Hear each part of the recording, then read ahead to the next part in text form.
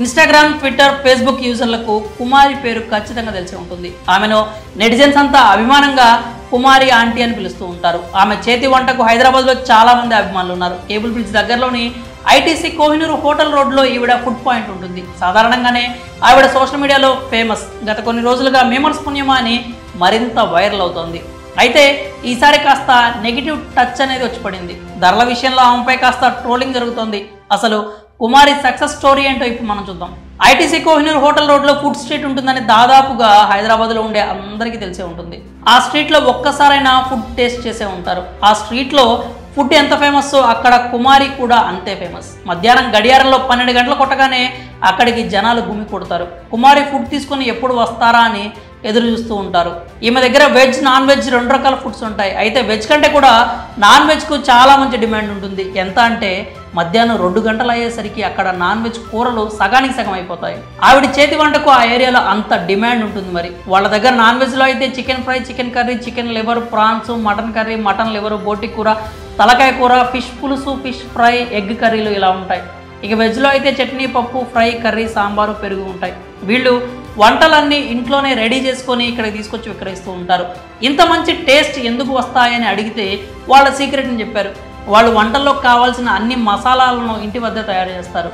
ఇంట్లో వాళ్ళే కలిసి వంట చేస్తారు. అందుకే వీరికి ఇంత గొప్ప ఆదరణ లభిస్తోంది. ఇక నెగిటివిటీ విషయానికి వస్తే కుమారి చాలా ఫేమస్ కాబట్టి ఆవిడని ఎప్పుడు ఎవరో ఒకరు వీడియోలో అడుగుతూనే ఉంటారు. ఆవిడ కూడా నవ్వుతూ వీడియోలో సమాధానాలు చెప్తూ ఉంటుంది. అలాగే ఒక వీడియో చేస్తున్న సమయంలో కర్రీస్కి సంబంధించినటువంటి ధరలను చెప్పుకొచ్చింది. ఒక కస్టమర్ బిల్లు 1000 రూపాయలు అయింది. అతన్ని పిలిచి మీది 1000 అయింది, 2 లివర్స్ ఎక్స్ట్రా అని చెప్పారు. ఇంకేముంది, మేమర్స్ అంతా వీడియోను ఆధారంగా చేసుకొని ట్రోల్ చేయడం స్టార్ట్ చేశారు. గతంతో పోలిస్తే ఆ ట్రోలింగ్ వీడియోలు బాగా వైరల్ అయ్యాయి. ఇక్కడ తెలుసుకోవాల్సిన విషయం ఏంటంటే ప్రస్తుతం మార్కెట్లో నాన్ వెజ్ ధరలు ఆకాశాన్ని అంటుతున్న విషయం తెలిసిందే. ఒక్క గుడ్డే 7 రూపాయలు పలుకుతోంది. ఇక అల్లం, వెల్లుల్లి, ఉల్లిపాయలు ఇలా చెప్పుకుంటూ పోతే అన్నింటి ధరలు గుయ్యమనేలాగే ఉన్నాయి. గతంలో ఎంత తక్కువ ధరకు అమ్మినా కూడా ఇప్పుడు మాత్రం స్ట్రీట్ ఫుడ్ వెండర్స్ అందరూ కూడా ధరలను పెంచేస్తున్నారు. రుచిగా శుచిగా ఆహారం కావాలంటే కాస్త ధర కూడా ఎక్కువగానే ఉంటుంది. ఈ ట్రోలింగ్ నెగిటివిటీని పక్కన పెడితే ఆవిడను ఒక విషయంలో మాత్రం మెచ్చుకోవాలి. ఎందుకంటే ఒక మహిళ తన కుటుంబ సహకారంతో ఇలాంటి ఒక బిజినెస్ని స్టార్ట్ చేయడమే కాకుండా ఇప్పుడు నెలకు లక్షల్లో సంపాదిస్తున్నారు. కుమారి నెల సంపాదన గురించి ఇప్పుడు ట్రోల్ చేసిన వాళ్ళే గొప్పగా చెప్తున్నారు. ఆవిడ నెలకు 2.5 లక్షల నుంచి 3 లక్షల రూపాయలు సంపాదిస్తున్నారంటూ పోస్టులు పెడుతున్నారు.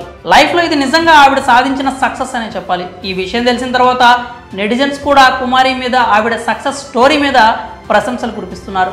ఆవిడ ఎంతో మందికి ఇన్స్పిరేషన్ అంటూ కామెంట్స్ చేస్తున్నారు. మరి స్ట్రీట్ ఫుడ్ వెండర్ కుమారి సక్సెస్ స్టోరీపై మీ అభిప్రాయాలు ఏంటో కామెంట్స్ రూపంలో తెలియజేయండి.